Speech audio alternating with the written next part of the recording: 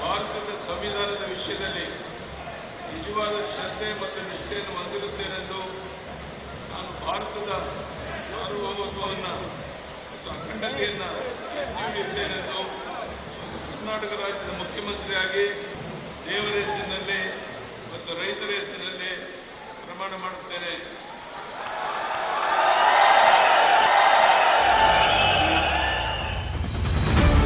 ಪಟ್ಟು ಬಿಡದ ಛಲ, ತಾನು ನಂಬಿದ ವಿಚಾರಗಳಿಗೆ ತೋರುವ ಬದ್ಧತೆ, ನಂಬಿದವರ ಪಾಲಿಗೆ ಸದಾ ಸ್ಪಂದಿಸುವ ಗುಣ ಇರುವ ವ್ಯಕ್ತಿಗಳಿಗೆ ಹೋರಾಟ ಎಂಬುದು ಎಂದಿಗೂ ಕಟ್ಟಿಟ್ಟ ಬುತ್ತಿ. ಹೀಗೆ ಹೋರಾಟ ಮಾಡುತ್ತಲೇ ಬೆಳೆದು ನಿಂತವರು ಕರ್ನಾಟಕದ ಮುಖ್ಯಮಂತ್ರಿ ಬಿ.ಎಸ್. ಯಡಿಯೂರಪ್ಪನವರು. ಹೋರಾಟವನ್ನೇ ತಮ್ಮ ಉಸಿರು ಮತ್ತು ಹೋರಾಟದಿಂದಲೇ ಸಾಧಿಸಿದ ನಮ್ಮ ಹೆಮ್ಮೆಯ ನಾಯಕ.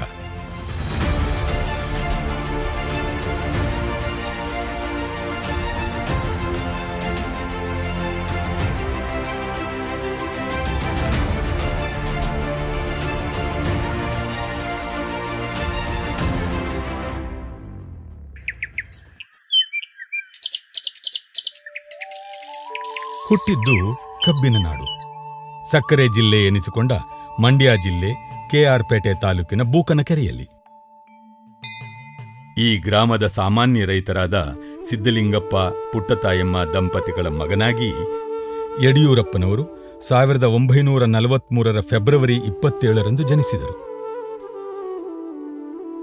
ಗ್ರಾಮದ ಜನರ ಪ್ರೀತಿ, ಹಳ್ಳಿ ಬದುಕಿನ ಸಹೃದಯತೆಗಳೊಂದಿಗೆ ಬೆಳೆಯುತ್ತಿರುವಾಗಲೇ ಯಡಿಯೂರಪ್ಪನವರು ತಾಯಿಯನ್ನು ಕಳೆದುಕೊಂಡರು. ಆಗ ಅವರಿಗೆ ಕೇವಲ 4 ವರ್ಷ. ಇದೇ ಬೂಕನಕೆರೆಯ ಪ್ರಾಥಮಿಕ ಶಾಲೆಯಲ್ಲಿ ಯಡಿಯೂರಪ್ಪನವರು ವಿದ್ಯಾಭ್ಯಾಸ ಆರಂಭಿಸಿದರು. ಶಾಲಾ ದಿನಗಳಲ್ಲೇ ಕ್ರೀಡೆಯ ಬಗ್ಗೆ ಹೆಚ್ಚು ಆಸಕ್ತಿ ಹೊಂದಿದ್ದರು.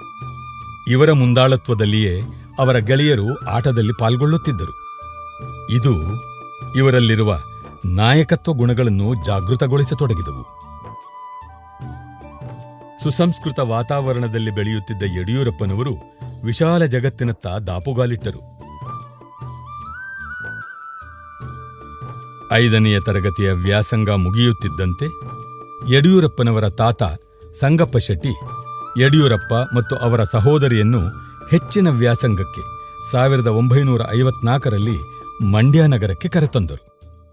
ಇದು ಯಡಿಯೂರಪ್ಪನವರ ಪಾಲಿಗೆ ಹೊಸ ಲೋಕಕ್ಕೆ ಬಾಗಿಲು ತೆರೆದಂತಾಯಿತು. ಮಂಡ್ಯ ನಗರದ ತಾಲೂಕು ಕಚೇರಿ ಬಳಿಯ ಸರ್ಕಾರಿ ಮಾಧ್ಯಮಿಕ ಶಾಲೆಯಲ್ಲಿ ಓದು ಪ್ರಾರಂಭವಾಯಿತು.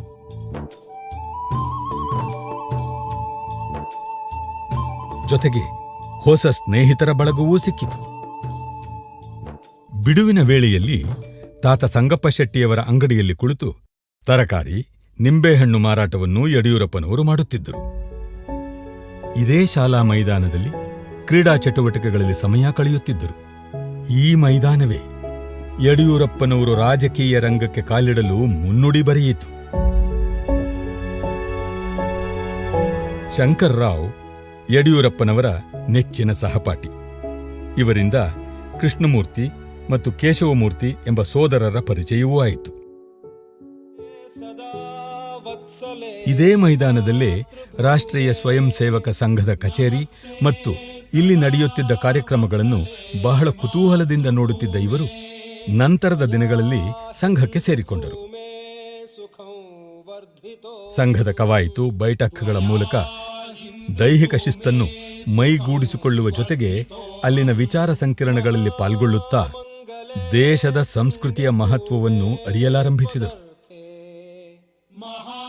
ಇಲ್ಲಿಯೇ ಮೊದಲ ಬಾರಿಗೆ ಆರ್ಎಸ್ಎಸ್ ರಾಜ್ಯ ಸಂಚಾಲಕರಾಗಿದ್ದ ಮೈಚಾ ಶ್ರೀ ಜಯದೇವ್ ಅವರ ಭೇಟಿಯಾಯಿತು. ಜಯದೇವ್ ಆಗಲೇ ಯಡಿಯೂರಪ್ಪನವರಲ್ಲಿದ್ದ ನಾಯಕತ್ವದ ಗುಣಗಳನ್ನು ಗುರುತಿಸಿದ್ದರು. ಹೀಗೆ ಶುರುವಾದ ಆರ್ಎಸ್ಎಸ್ನ ನಂಟು ಇಂದಿಗೂ ಮುಂದುವರೆದಿದೆ.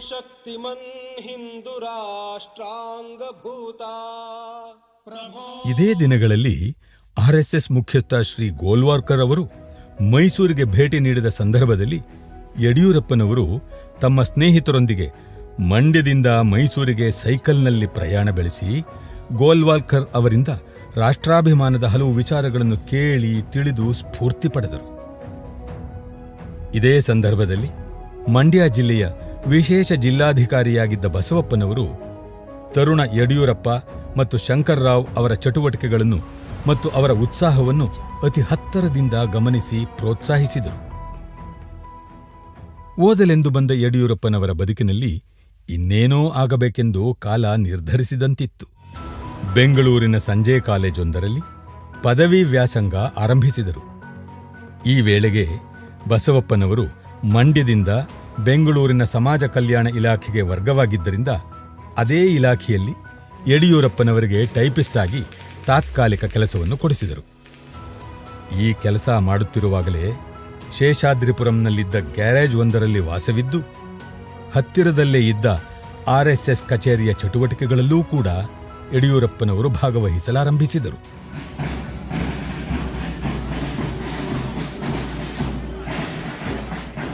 ಜಯದೇವ್ ಮತ್ತು ಇನ್ನಿತರ ಮುಖಂಡರು ತಮ್ಮ ಜೊತೆಯಲ್ಲೇ RSS ಕಚೇರಿಯಲ್ಲಿ ವಾಸ್ತವ್ಯ ಮಾಡುವಂತೆ ಸೂಚಿಸಿದ ಮೇರೆಗೆ ತಮ್ಮ ವಾಸ್ತವ್ಯವನ್ನು ಗ್ಯಾರೇಜ್ನಿಂದ RSS ಕಚೇರಿಗೆ ಬದಲಿಸಿದರು ಯಡಿಯೂರಪ್ಪನವರು. ಇದೇ ಸಮಯದಲ್ಲಿ ಜಯದೇವ್ ಅವರ ಸೂಚನೆಯಂತೆ ಸಮಾಜ ಕಲ್ಯಾಣ ಇಲಾಖೆಯ ತಾತ್ಕಾಲಿಕ ಕೆಲಸಕ್ಕೆ ರಾಜೀನಾಮೆ ನೀಡಿ RSS ಗಣ್ಯರ ನೆರವಿನಿಂದ ಆಡಿಸನ್ ಎಂಬ ಖಾಸಗಿ ಸಂಸ್ಥೆಯಲ್ಲಿ ಕೆಲಸಕ್ಕೆ ಸೇರಿಕೊಂಡರು. ನಂತರದಲ್ಲಿ ಕಚೇರಿಯ ದೈನಂದಿನ ಚಟುವಟಿಕೆಗಳಲ್ಲಿ ಪಾಲ್ಗೊಳ್ಳಲಾರಂಭಿಸಿದರು. ಆಗ ಯಡಿಯೂರಪ್ಪನವರಿಗೆ 20 ವರ್ಷ. ಮೈಚಾ ಜಯದೇವ್ ಅವರೊಂದಿಗೆ ಸಂಘ ಪರಿವಾರದ ಪ್ರಮುಖರಾಗಿದ್ದ ಯಾದವರಾವ್ ಜೋಶಿ, ಹೂವೆ ಶೇಷಾದ್ರಿ, ನ ಕೃಷ್ಣಪ್ಪ ಮತ್ತು ಅಜಿತ್ ಕುಮಾರ್ ಅವರುಗಳ ಮಾರ್ಗದರ್ಶನದಲ್ಲಿ ಯಡಿಯೂರಪ್ಪನವರು ರಾಷ್ಟ್ರೀಯ ಸ್ವಯಂ ಸೇವಕ ಸಂಘದ ತರಬೇತಿ ಶಿಬಿರಗಳಲ್ಲಿ ಪಾಲ್ಗೊಂಡರು. ಯಾವುದಕ್ಕೂ ಎದೆಗುಂದದೆ ಎಲ್ಲ ಕೆಲಸವನ್ನೂ ಕೆಚ್ಚಿನಿಂದ ಮಾಡುತ್ತಿದ್ದ ಯಡಿಯೂರಪ್ಪನವರ ಬದುಕು ಅವರನ್ನು ಮುಂದೆಲ್ಲಿಗೋ ಕರೆದೊಯ್ಯಬೇಕೆಂದು ಕಾಲ ನಿರ್ಧರಿಸಿತ್ತು. ಯಡಿಯೂರಪ್ಪನವರ ಸಂಬಂಧಿ ಶಿವಕುಮಾರಣ್ಣ ಶಿಕಾರಿಪುರದಲ್ಲಿ ಕಾರ್ಯನಿರ್ವಾಹಕ ಎಂಜಿನಿಯರ್ ಆಗಿದ್ದರು. ಅವರು ತಮ್ಮ ಸ್ನೇಹಿತರಾದ ವೀರಭದ್ರಶಾಸ್ತ್ರಿಗಳ ವ್ಯವಹಾರವನ್ನು ನೋಡಿಕೊಳ್ಳಲು ಒಬ್ಬ ನಂಬಿಕಸ್ಥ ವ್ಯಕ್ತಿಯನ್ನು ಹುಡುಕುತ್ತಿದ್ದರು. ಶಾಸ್ತ್ರಿಗಳು ಅಕ್ಕಿ ಗಿರಣಿ, ಹೆಂಚಿನ ಕಾರ್ಖಾನೆ, ಹಲವು ಎಕರೆ ಜಮೀನಿನ ಒಡೆಯರಾಗಿದ್ದರು. ಇವೆಲ್ಲವನ್ನೂ ನೋಡಿಕೊಳ್ಳುವುದಕ್ಕೆ ಒಬ್ಬ ಉತ್ಸಾಹಿಯ ಅಗತ್ಯವಿತ್ತು. ಶಿವಕುಮಾರಣ್ಣ ಈ ಅವಕಾಶವನ್ನು ಯಡಿಯೂರಪ್ಪನವರ ಗಮನಕ್ಕೆ ತಂದರು. ನಂತರ RSS ಮುಖಂಡರಾದ ಜಯದೇವ್ ಅವರ ಅನುಮತಿ ಪಡೆದು 1965ರಲ್ಲಿ ಶಿಕಾರಿಪುರಕ್ಕೆ ತೆರಳಲು ಸಿದ್ಧರಾದರು. ಸಕ್ಕರೆ ನಾಡಿನಲ್ಲಿ ಬೆಳೆದ ಹುಡುಗನೊಬ್ಬ ಮಲೆನಾಡಿನ ಹಸಿರಿನಲ್ಲಿ ಅಡಗಿರುವ ಬದುಕಿನ ರಹಸ್ಯವನ್ನು ಅರಿಯಲು ಹೊರಟಂತೆ ಯಡಿಯೂರಪ್ಪನವರು ಶಿಕಾರಿಪುರಕ್ಕೆ ಬಂದಿಳಿದರು. ಇಲ್ಲಿಂದ ಯಡಿಯೂರಪ್ಪನವರ ಬದುಕಿನಲ್ಲಿ ಹೊಸ ಅಧ್ಯಾಯವೇ ಆರಂಭವಾಯಿತು. ಶಿಕಾರಿಪುರದಲ್ಲಿ ತಮ್ಮ ದೈನಂದಿನ ಕೆಲಸಗಳ ಜೊತೆಯಲ್ಲೇ RSS ಚಟುವಟಿಕೆಗಳಲ್ಲಿಯೂ ಸಕ್ರಿಯರಾದ ಯಡಿಯೂರಪ್ಪನವರು ಎಂದಿನಂತೆ ತಮ್ಮ ವ್ಯಕ್ತಿತ್ವ ವರ್ಚಸ್ಸಿನಿಂದ ಎಲ್ಲರ ಮನಗೆದ್ದರು. ವೀರಭದ್ರಶಾಸ್ತ್ರಿಗಳ ಕುಟುಂಬವೇ 1967ರಲ್ಲಿ ಶಾಸ್ತ್ರಿಗಳ ಮಗಳಾದ ಮೈತ್ರಾದೇವಿ ಅವರೊಂದಿಗೆ ಯಡಿಯೂರಪ್ಪನವರ ವಿವಾಹ ಮಾಡಿಸಿತು.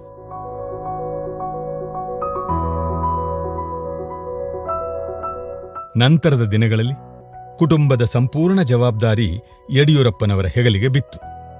ಮಕ್ಕಳಾದ ಪದ್ಮಾವತಿ, ಅರುಣಾದೇವಿ, ಉಮಾದೇವಿ, ರಾಘವೇಂದ್ರ, ವಿಜಯೇಂದ್ರ ಅವರೊಂದಿಗೆ ಯಡಿಯೂರಪ್ಪನವರ ಕುಟುಂಬವೂ ಬೆಳೆಯಿತು.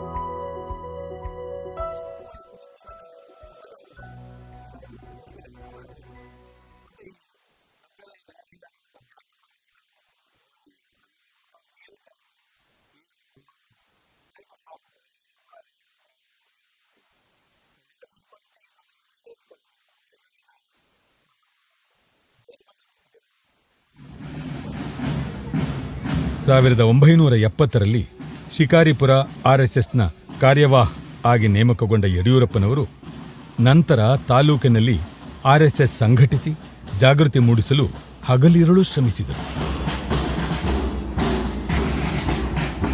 2 ವರ್ಷದಲ್ಲಿ ಶಿಕಾರಿಪುರ ತಾಲೂಕಿನಲ್ಲಿ RSS ನೆಲೆಯನ್ನು ಗಟ್ಟಿಗೊಳಿಸಿ ಜನಪ್ರಿಯರಾದ ಯಡಿಯೂರಪ್ಪನವರು 1975ರಲ್ಲಿ ಜನಸಂಘದ ಟಿಕೆಟ್ನೊಂದಿಗೆ ಶಿಕಾರಿಪುರ ಪುರಸಭೆ ಚುನಾವಣೆಗೆ ಸ್ಪರ್ಧಿಸಿ ವಿಜೇತರಾದರು. ಸದಾ ದುಡಿಯುವ ವರ್ಗ, ರೈತರ ಪರ ದನಿ ಎತ್ತುತ್ತಿದ್ದ ಯಡಿಯೂರಪ್ಪನವರ ಸಾರ್ವಜನಿಕ ಜೀವನ ಅಧಿಕೃತವಾಗಿ ಆರಂಭವಾಯಿತು. ಶಿಕಾರಿಪುರದ 5ನೇ ಡಿವಿಷನ್ನಲ್ಲಿ ಯಾವುದೇ ಅಭ್ಯರ್ಥಿಯು ಸ್ಪರ್ಧೆಗಿಳಿಯಲು ಮುಂದಾಗದ ಕಾರಣ ಸಂಘಟನೆಯ ತೀರ್ಮಾನದಂತೆ ಯಡಿಯೂರಪ್ಪನವರು ತಮ್ಮ ಪತ್ನಿ ಮೈತ್ರಾದೇವಿಯವರನ್ನು ಸ್ಪರ್ಧೆಗೆ ನಿಲ್ಲಿಸಿ ಗೆಲ್ಲಿಸಿದರು.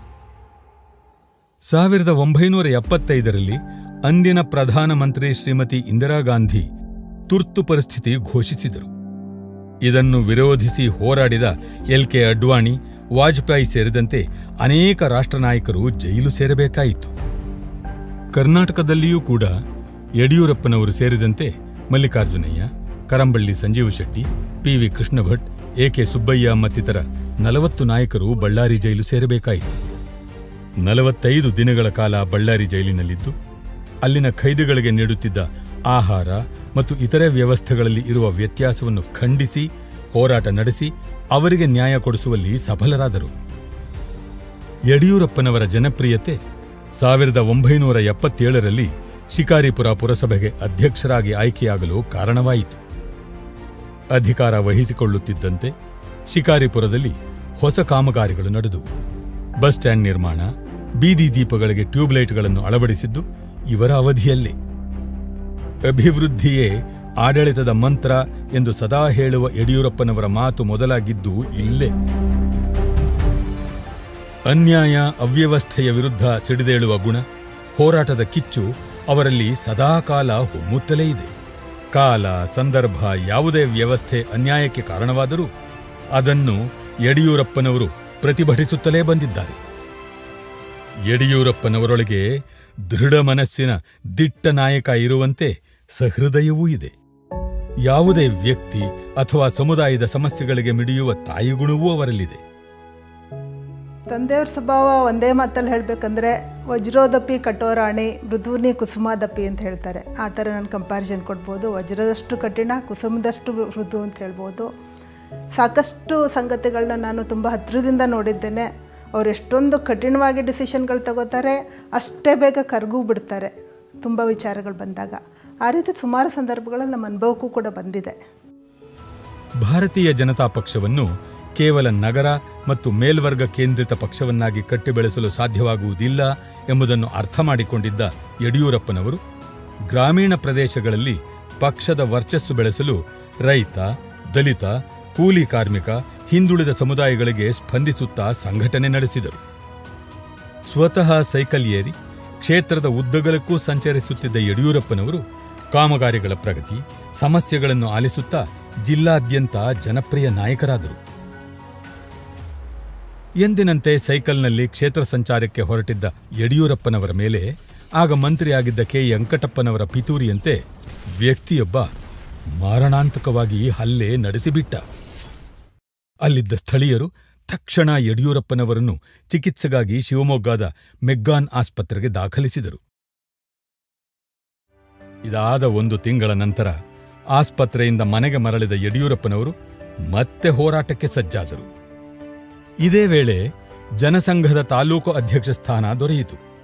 ಇದೇ ಸಮಯದಲ್ಲಿ ಕೂಲಿಗಾಗಿ ಕಾಳು ಯೋಜನೆಯಲ್ಲಿ ಆದ ಅವ್ಯವಹಾರದ ವಿರುದ್ಧ ಮತ್ತು 1981ರಲ್ಲಿ ಜೀತದಾಳು ಮುಕ್ತರಿಗೆ ಪುನರ್ವಸತಿ ಕಲ್ಪಿಸುವುದಕ್ಕಾಗಿ ಪಾದಯಾತ್ರೆಯನ್ನು ಶಿಕಾರಿಪುರದಿಂದ ಶಿವಮೊಗ್ಗದವರೆಗೆ ಕೈಗೊಂಡು ಜನರ ಮನಸ್ಸು ಗೆದ್ದು ಶೋಷಿತರ ನಾಯಕರಾಗಿ 100 ದಿನಗಳ ಧರಣಿಯನ್ನು ನಡೆಸಿ 1700 ಜೀತ ವಿಮುಕ್ತರಾದವರಿಗೆ ವಸತಿ ಕಲ್ಪಿಸಲು ಕಾರಣರಾದರು. ಯಡಿಯೂರಪ್ಪನವರ ಹೋರಾಟದ ವ್ಯಕ್ತಿತ್ವ ಮತ್ತು ನಾಯಕತ್ವದ ಜನಪ್ರಿಯತೆ ರಾಜ್ಯವಷ್ಟೇ ಅಲ್ಲ, ರಾಷ್ಟ್ರ ನಾಯಕರನ್ನೂ ತಲುಪಿತು. ಇದಕ್ಕೆ ಸಾಕ್ಷಿ ಭಾರತೀಯ ಜನತಾ ಪಕ್ಷದ ಅಗ್ರ ನಾಯಕರಾಗಿದ್ದ ಅಟಲ್ ಬಿಹಾರಿ ವಾಜಪೇಯಿ ಅವರು ಸ್ವತಃ ಶಿವಮೊಗ್ಗಕ್ಕೆ ಭೇಟಿ ನೀಡಿ ಯಡಿಯೂರಪ್ಪನವರ ಕಾರ್ಯಗಳಿಗೆ ಮೆಚ್ಚುಗೆ ಸೂಚಿಸಿದರು. ಹೋರಾಟದ ವ್ಯಕ್ತಿ ಅಂತ ಹೇಳಲೇಬೇಕು. ಅದನ್ನು ಹೋರಾಟದಲ್ಲೇ ಬಂದಿರೋದು ಅವರು. ವಾಜಪೇಯಿಯೇ ಒಂದು ಸಾರಿ ಯಡಿಯೂರಪ್ಪ ಗುಡುಗಿದರೆ ವಿಧಾನಸೌಧ ನಡುಗುವುದು ಅಂತ ಹೇಳಿದರು. ಶಿಕಾರಿಪುರಕ್ಕೆ ಬಂದಿದ್ರು ಅವರು ಒಂದು ಸಾರಿ. ಆವಾಗ ಜನಸಂಘ ಭಾರತೀಯ ಜನತಾ ಪಕ್ಷವಾಗಿ ಹೊಸ ರೂಪ ತಳೆದಿತ್ತು. 1983ನೇ ಇಸವಿಯಲ್ಲಿ ರಾಜ್ಯ ರಾಜಕಾರಣ ಧ್ರುವೀಕರಣಕ್ಕೆ ಸಾಕ್ಷಿಯಾಯಿತು. ತಮ್ಮ ವೈಯಕ್ತಿಕ ವರ್ಚಸ್ಸು ಜನಸೇವೆಯಿಂದ ಗುರುತಿಸಿಕೊಂಡಿದ್ದ ಯಡಿಯೂರಪ್ಪನವರು ಇದೇ ಸಮಯದಲ್ಲಿ ನಡೆದ ವಿಧಾನಸಭಾ ಚುನಾವಣೆಯಲ್ಲಿ ಸ್ಪರ್ಧಿಸಿದರು. ಆಗ ಮಂತ್ರಿಯಾಗಿದ್ದ ಕೆ ವೆಂಕಟಪ್ಪನವರ ವಿರುದ್ಧ ಭಾರೀ ಮತಗಳೊಂದಿಗೆ ಜಯಶೀಲರಾಗಿ ವಿಧಾನಸಭೆಗೆ ಕಾಲಿಟ್ಟರು. ಯಡಿಯೂರಪ್ಪನವರು ತಮ್ಮ ಸಾರ್ವಜನಿಕ ಜೀವನಕ್ಕೆ ಕಾಲಿಟ್ಟ ನಂತರದ ದಿನಗಳಲ್ಲಿ ಎಂದೂ ಸಹ ಕುಟುಂಬ ಅಥವಾ ಮನೆಗೆ ಪ್ರಾಮುಖ್ಯತೆ ನೀಡದೆ ಪಕ್ಷದ ಸಂಘಟನೆ ಮತ್ತು ಸಾರ್ವಜನಿಕರಿಗೆ ನ್ಯಾಯ ಒದಗಿಸಿಕೊಡಲು ತಮ್ಮ ಜೀವನವನ್ನೇ ಮುಡುಪಾಗಿಟ್ಟರು. ಈ ಸಮಯದಲ್ಲಿ ಧರ್ಮಪತ್ನಿ ಮೈತ್ರಾದೇವಿಯವರು ಕುಟುಂಬದ ಎಲ್ಲಾ ಜವಾಬ್ದಾರಿಗಳನ್ನು ತಮ್ಮ ಹೆಗಲಿಗೇರಿಸಿಕೊಂಡಿದ್ದರು. ಯಡಿಯೂರಪ್ಪನವ್ರ ವಿಷಯದಲ್ಲಿ ಒಂದು ಮಾತು ಹೇಳಬೇಕು ಅಂತಂದರೆ, ಅವರು ರಾಜಕೀಯದ ಈ ಕ್ಷೇತ್ರಕ್ಕೆ ಪ್ರವೇಶ ಮಾಡಿದ ನಂತರ ಒಂದು ಕ್ಷಣವೂ ವಿಶ್ರಾಂತಿ ತಗೊಂಡಿಲ್ಲ ಅಂತ ಕಾಣುತ್ತೆ. ಅವರು ತೀರಾ ಅನಿವಾರ್ಯವಾಗಿ ಏನಾದ್ರೂ ಆರೋಗ್ಯದ ಸಮಸ್ಯೆ ಬಂದಿದ್ದಾಗ ವಿಶ್ರಾಂತಿ ತಗೊಂಡಿರೋದು ಬಿಟ್ಟರೆ ಅವರು ಮಾಡಿದಷ್ಟು ಪ್ರವಾಸವನ್ನು ನಮ್ಮ ರಾಜ್ಯದಲ್ಲಿರ್ತಕ್ಕಂಥ ಯಾವ ರಾಜಕೀಯ ನಾಯಕರು ಮಾಡಿಲ್ಲ. ನಾಯಕತ್ವದ ಗುಣ ಅವರಲ್ಲಿ ಹುಟ್ಟಿನಿಂದಲೂ ಇತ್ತು. ಅನ್ಯಾಯದ ವಿರುದ್ಧವಾಗಿ ಸೆಟೆದೇಳಬೇಕು ಅಂತನ್ನುವಂಥದ್ದು, ಜನರ ಸಮಸ್ಯೆಗಳನ್ನು ಎತ್ತಿಕೊಂಡು ಅದಕ್ಕೆ ಧ್ವನಿ ಕೊಡಬೇಕು, ತಾನು ಹೋರಾಟ ಮಾಡಬೇಕು ಅಂತನ್ನುವಂಥದ್ದು, ನಿರಂತರವಾಗಿರ್ತಕ್ಕಂಥ ಸಕ್ರಿಯತೆ, ಈ ಥರದ್ದೆಲ್ಲ ಗುಣಗಳು ಅವರು ಮುಂಚಿನಿಂದನೂ ಸಹಜವಾಗಿಯೇ ಬಂದಿದ್ವು. ಸಂಘದಲ್ಲಿ ಬಂದ ಸಂಘದ ಸಂಸ್ಕಾರದಿಂದಾಗಿ ಅದಕ್ಕೆ ಇನ್ನೊಂದಿಷ್ಟು ಅದಕ್ಕೆ ಮೊನಚು ಸಿಕ್ತು ಅಥವಾ ಅದು ಶಾರ್ಪನ್ ಆಯಿತು ಅಂತ ಹೇಳ್ಬೋದು. ಆ ಗುಣಗಳು ಸಂಘದ ಒಂದು ಶಿಸ್ತಿಗೂ ಕೂಡ ಅವರು ಆ ರೀತಿ ಒಳಪಟ್ಟಿದ್ದರಿಂದ ಆ ಸಹಜವಾಗಿ ಇದ್ದಂಥ ಗುಣಗಳು ಇನ್ನಷ್ಟು ಮೆರುಗೋದಕ್ಕೆ ಅದಕ್ಕೆ ಒಂದು ಅವಕಾಶ ಸಂಘದ ಕಾರ್ಯದಲ್ಲಿ ಅವರಿಗೆ ಬಂತು.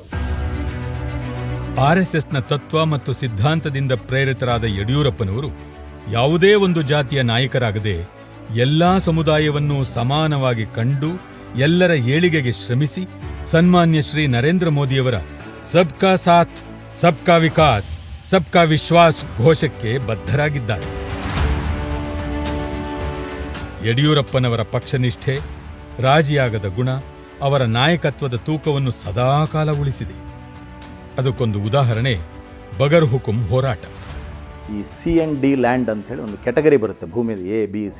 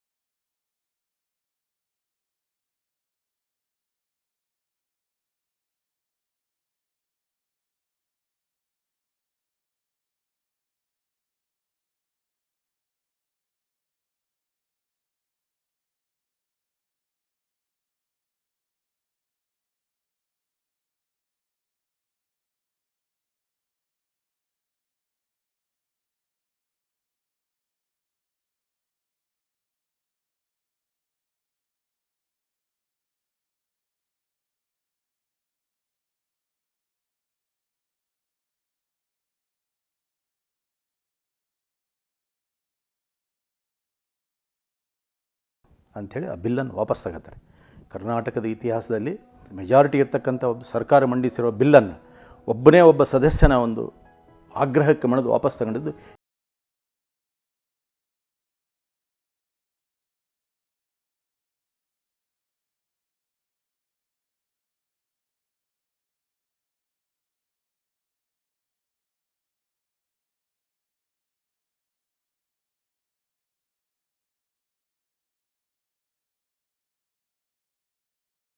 ಸಾವಿರದ 1988ರಲ್ಲಿ ಬಿಜೆಪಿ ರಾಜ್ಯಾಧ್ಯಕ್ಷ ಸ್ಥಾನ ಅವರಿಗೆ ಒಲಿದು ಬಂತು.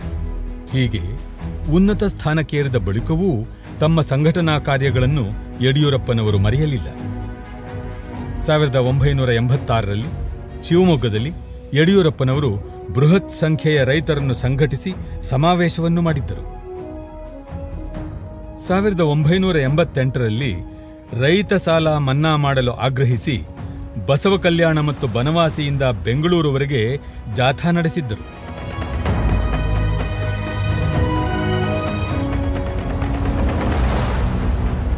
ಶಿಕಾರಿಪುರ ಅವರ ಕಾರ್ಯಕ್ಷೇತ್ರವಾಗಿದ್ದ ದಿನಗಳಲ್ಲೇ ಕಾವೇರಿ ನೀರಿನ ಸಮಸ್ಯೆ ತೀವ್ರವಾಗಿತ್ತು. ತನ್ನ ಹುಟ್ಟು ಜಿಲ್ಲೆಯ ಜನರ ಸಮಸ್ಯೆಗೆ ಮಿಡಿದ ಯಡಿಯೂರಪ್ಪನವರು 1998ರಲ್ಲಿ ತಲಕಾವೇರಿಯಿಂದ ಕೆಆರ್ಎಸ್ವರೆಗೆ ಪಾದಯಾತ್ರೆ ನಡೆಸಿ ಸರ್ಕಾರದ ಗಮನ ಸೆಳೆದಿದ್ದರು. ಪಕ್ಷ ಸಂಘಟನೆಗಾಗಿಯೂ ರಾಜ್ಯದ ಪ್ರವಾಸ ಮಾಡುತ್ತಿದ್ದ ಯಡಿಯೂರಪ್ಪನವರು ಪ್ರವಾಸದ ಸಂದರ್ಭದಲ್ಲಿ ರಾಜ್ಯದ ಜನರ ಕಷ್ಟಗಳು, ಅನ್ಯಾಯಗಳನ್ನು ಗಮನಿಸಿದರು. ಇದು ಅವರೊಳಗಿನ ಹೋರಾಟದ ಕಿಡಿಯನ್ನು ತೀವ್ರವಾಗಿಸಿತು. ಸರ್ಕಾರ ಮತ್ತು ಆಡಳಿತದ ವಿರುದ್ಧ ಗುಡುಗಿ ಜನರಿಗೆ ಸಿಗಬೇಕಾದ ಸೌಲಭ್ಯ, ಅನುಕೂಲಗಳನ್ನು ಲಭ್ಯವಾಗುವಂತೆ ಮಾಡಿದರು. ಕರ್ನಾಟಕದ ಮತ್ತು ಭಾರತದ ರಾಜಕೀಯದ ಇತಿಹಾಸದಲ್ಲಿ ಪರಿಶ್ರಮದಿಂದ, ಹೋರಾಟದಿಂದ, ಸ್ವಂತ ಬಲದಿಂದ ಮತ್ತು ತನಗಿದ್ದಂಥ ಎಲ್ಲ ಗ್ರಾಮಾಂತರ ಹಿನ್ನೆಲೆ ಮತ್ತು ಭಾಷೆಯ ಇತಿಮಿತಿಗಳ ನಡುವೆನೂ ಕೂಡ ಇಷ್ಟು ದೊಡ್ಡ ಪ್ರಮಾಣದ ನಾಯಕರಾಗಿ ಅವರು ಹೊರಹೊಮ್ಮಿರತಕ್ಕಂಥದ್ದು ನಿಜವಾಗ ಕೂಡ ಮೆಚ್ಚಲೇಬೇಕಾಗಿರ್ತಕ್ಕಂಥ ಅಂಶ. ಯಾರೇ ಅವರ ಪಕ್ಷದ ಎದುರಾಳಿಗಳಾಗಿರುವಂಥ ಕಾಂಗ್ರೆಸ್ನವರಿಗೆ ಅಥವಾ ಜನತಾ ಪರಿವಾರದವರಿಗೆ ಯಡಿಯೂರಪ್ಪನಕ್ಕಿಂತ ಉತ್ತಮವಾಗಿರ್ತಕ್ಕಂಥ ಮತ್ತೊಬ್ಬ ಪ್ರತಿನಾಯಕ ಸಿಗಲಿಕ್ಕೆ ಸಾಧ್ಯ ಇಲ್ಲ. ಅಷ್ಟೊಂದು ಪರಿಶ್ರಮ ಪಡ್ತಾರೆ, ಅಷ್ಟೊಂದು ತಿರುಗಾಡ್ತಾರೆ, ಅಷ್ಟೊಂದು ಸಮಯ ಕೊಡ್ತಾರೆ, ಹೋರಾಟ ಮಾಡ್ತಾರೆ, 24x7 ರಾಜಕಾರಣದಲ್ಲೇ ತೊಡಕೊಂಡಿರ್ತಾರೆ. ಲಿಂಗಾಯತ ವೀರಶೈವ ಸಮುದಾಯದಲ್ಲಿ ಬಹುತೇಕ ನಿಜಲಿಂಗಪ್ಪ, ವೀರೇಂದ್ರ ಪಾಟೀಲ್, JH ಪಾಟೀಲ್ ನಂತರ ಅವರಿಗಿಂತ ಬಹು ಹೆಚ್ಚಿನ ಪ್ರಮಾಣದ ಬೆಂಬಲವನ್ನು ಗಳಿಸಿ ಪ್ರಶ್ನಾತೀತ ನಾಯಕರಾಗಿ ಅವರಿವತ್ತು ಆ ಸಮುದಾಯದ ಪ್ರತಿನಿಧಿಯಾಗಿದ್ದಾರೆ. ಅದರ ಜೊತೆಗೆ ಒಂದು ದೊಡ್ಡ ಸಮುದಾಯ ಅವ್ರ ಪರ ನಿಂತಾಗಲೂ ಕೂಡ ಇತರ ಸಮುದಾಯಗಳ ಬೆಂಬಲವನ್ನು ಗಳಿಸುವಂಥದ್ರಲ್ಲೂ ಕೂಡ ಅವರು ತೋರಿಸಿರುವಂಥ ಚಾಣಾಕ್ಷತೆ, ಬುದ್ಧಿವಂತಿಕೆ ಕೂಡ ಮೆಚ್ಚಬೇಕಾಗಿರುವಂಥ ಅಂಶನೇ. 4 ಬಾರಿ ವಿಧಾನಸಭೆ ಪ್ರವೇಶಿಸಿದ ಅಪರೂಪದ ನಾಯಕ ಯಡಿಯೂರಪ್ಪನವರು ಜೆಡಿಎಸ್ ಸರ್ಕಾರ ಅಧಿಕಾರಕ್ಕೆ ಬಂದ ಸಂದರ್ಭದಲ್ಲಿ 1994ರಲ್ಲಿ ವಿರೋಧ ಪಕ್ಷದ ನಾಯಕರಾಗಿಯೂ ಕೂಡ ತಮ್ಮ ರಾಜಕೀಯ ಸಾಮರ್ಥ್ಯವನ್ನು ಪ್ರದರ್ಶಿಸಿದರು. 1999ರಲ್ಲಿ ಅನಿರೀಕ್ಷಿತ ಸೋಲು ಎದುರಿಸಿದರೂ ವಿಧಾನ ಪರಿಷತ್ ಪ್ರವೇಶಿಸಿ ಜನರ ದನಿಯಾಗಿ ತಮ್ಮ ಸೇವೆ ಮುಂದುವರೆಸಿದರು. ಸುಮಾರು 4 ದಶಕಗಳ ಯಡಿಯೂರಪ್ಪನವರ ರಾಜಕೀಯ ಜೀವನ ಮಹತ್ವದ ತಿರುವೊಂದನ್ನು ಕಾಣುವುದಿತ್ತು. ಯಡಿಯೂರಪ್ಪನವರು ಮುಖ್ಯಮಂತ್ರಿ ಸ್ಥಾನಕ್ಕೇರಬೇಕಿತ್ತು. ಆ ದಿನವೂ ಬಂತು. ಬಿಜೆಪಿಯ ಪಾಲಿಗೆ ಯಡಿಯೂರಪ್ಪನವರು ಒಂದು ಶಕ್ತಿ. ಅವರ ರಾಜಕೀಯ ಜೀವನದ ಆರಂಭದ ದಿನಗಳಿಂದಲೂ ತಾವು ಬೆಳೆದು ಪಕ್ಷವನ್ನೂ ಬೆಳೆಸಿದರು. ಜೊತೆಗೆ ಎಲ್ಲ ವರ್ಗದ ಕಾರ್ಯಕರ್ತರನ್ನೂ ಬೆಳೆಸಿದರು. 1983ರಲ್ಲಿ ಕೇವಲ 18 ಶಾಸಕರನ್ನು ಹೊಂದಿದ್ದ ಬಿಜೆಪಿ 2004ರಲ್ಲಿ 79 ಶಾಸಕರನ್ನು ಗಳಿಸಿತು. ಇದರ ಹಿಂದೆ ಇದ್ದ ಪರಿಶ್ರಮ ಯಡಿಯೂರಪ್ಪನವರದ್ದು. ಆಗ ಇದ್ದ ಜೆಡಿಎಸ್ ಕಾಂಗ್ರೆಸ್ ಮೈತ್ರಿ ಸರ್ಕಾರ ಮುರಿದು ಬಿದ್ದ ಹಿನ್ನೆಲೆಯಲ್ಲಿ ಜೆಡಿಎಸ್ ಪಕ್ಷ ಬಿಜೆಪಿಗೆ ಬೆಂಬಲಿಸಿ ಸರ್ಕಾರ ರಚಿಸಲು ಮುಂದೆ ಬಂತು. ಯಡಿಯೂರಪ್ಪನವರಿಗೆ ಉಪಮುಖ್ಯಮಂತ್ರಿ ಸ್ಥಾನ ಮತ್ತು 20 ತಿಂಗಳ ನಂತರ ಮುಖ್ಯಮಂತ್ರಿ ಸ್ಥಾನ ನೀಡುವುದಾಗಿ ಭರವಸೆ ನೀಡಿದ ಕಾರಣಕ್ಕೆ 2006ರಲ್ಲಿ ಜೆಡಿಎಸ್ ಬಿಜೆಪಿ ಮೈತ್ರಿ ಸರ್ಕಾರ ರಚನೆಯಾಯಿತು. ಹೀಗೆ ದಕ್ಷಿಣ ಭಾರತದಲ್ಲಿ ಬಿಜೆಪಿಯನ್ನು ಅಧಿಕಾರಕ್ಕೆ ತಂದ ಹೆಗ್ಗಳಿಕೆ ಯಡಿಯೂರಪ್ಪನವರಿಗೆ ಸಲ್ಲುತ್ತದೆ.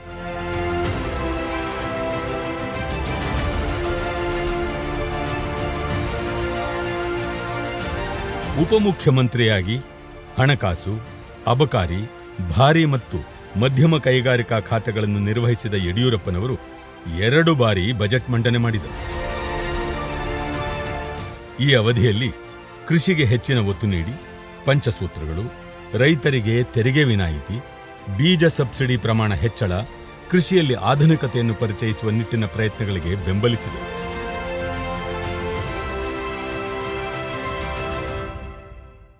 ಇದೇ ಅವಧಿಯಲ್ಲಿ ಬೆಂಗಳೂರು ಮಹಾನಗರದ ಮೂಲ ಸೌಕರ್ಯಗಳ ಅಭಿವೃದ್ಧಿಗೆ ಭಾರೀ ಒತ್ತು ನೀಡಿ ಶ್ರಮಿಸಿದರು. ನಗರ ಬಹುಬ್ಯಾಂಕ್ ಹೊಸ ಕೈಗಾರಿಕಾ ನೀತಿ ರೂಪ ಪಡೆಯಲು ಕಾರಣವಾಗಿದ್ದು ಇದೇ ಬಜೆಟ್. ಅಭಿವೃದ್ಧಿಯ ಹೆಸರಿನಲ್ಲಿ ಅಧಿಕಾರ ಹಿಡಿದ ಯಡಿಯೂರಪ್ಪನವರು ಅದನ್ನು ಕಾರ್ಯರೂಪಕ್ಕೆ ತರಲು ತಮ್ಮದೇ ಆದ ನಕ್ಷೆ ಸಿದ್ಧಪಡಿಸಿಕೊಂಡಿದ್ದರು.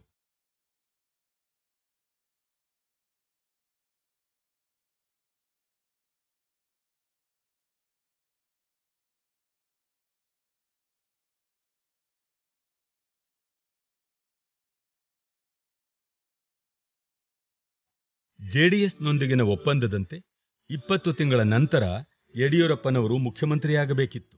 ಆದರೆ ಕ್ಷಿಪ್ರ ಗತಿಯಲ್ಲಿ ಸಾಗಿದ ರಾಜಕೀಯ ಸ್ಥಿತ್ಯಂತರಗಳ ನಡುವೆ 2007 ನವೆಂಬರ್ 12ರಂದು ಮುಖ್ಯಮಂತ್ರಿಯಾಗಿ ಪ್ರಮಾಣವಚನ ಸ್ವೀಕರಿಸಿ ಜೆಡಿಎಸ್ ಬೆಂಬಲ ವಿಫಲವಾದಾಗ ಕೇವಲ 7 ದಿನಗಳ ಕಾಲ ಅಧಿಕಾರ ನಡೆಸಿ ಯಡಿಯೂರಪ್ಪನವರು ರಾಜೀನಾಮೆ ನೀಡಿದರು. ಇದು ಅವರ ರಾಜಕೀಯ ಬದುಕಿಗೆ ಹೊಸ ರೂಪ ನೀಡಲು ಪ್ರೇರೇಪಿಸಿತು. ಹುಟ್ಟು ಹೋರಾಟಗಾರರಾದ ಅವರು ತಮ್ಮ ನಾಯಕತ್ವ, ಜನಪ್ರಿಯತೆ ಬಳಸಿಕೊಂಡು ಪಕ್ಷವನ್ನು ವಿನೂತನವಾಗಿ ರಾಜ್ಯದಾದ್ಯಂತ ಸಂಘಟಿಸಿದರು.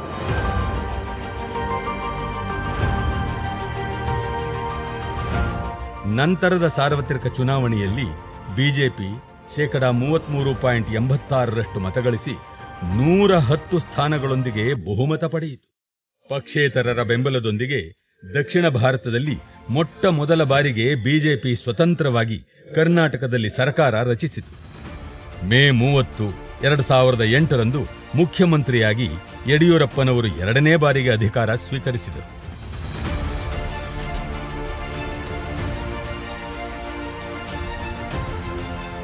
ಮೂರು ವರ್ಷಗಳ ಕಾಲ ಅಧಿಕಾರ ನಡೆಸಿದ ಯಡಿಯೂರಪ್ಪನವರು ಹಲವು ಸವಾಲುಗಳನ್ನು ತಮ್ಮ ಮುತ್ಸದ್ದಿತನ, ರಾಜಕೀಯ ಅನುಭವದ ಮೂಲಕ ಸಮರ್ಥವಾಗಿ ಎದುರಿಸಿದರು. ಸಾಮಾಜಿಕ, ಸಾಂಸ್ಕೃತಿಕ, ರಾಜಕೀಯವಾಗಿ ಹಲವು ಮಹತ್ವದ ಕಾರ್ಯಕ್ರಮಗಳನ್ನು ರೂಪಿಸಿ ಜಾರಿಗೆ ತರುವ ಮೂಲಕ ತಮ್ಮ ಮಹತ್ವಾಕಾಂಕ್ಷಿ ಹೆಜ್ಜೆ ಗುರುತುಗಳನ್ನು ದಾಖಲಿಸಿದರು.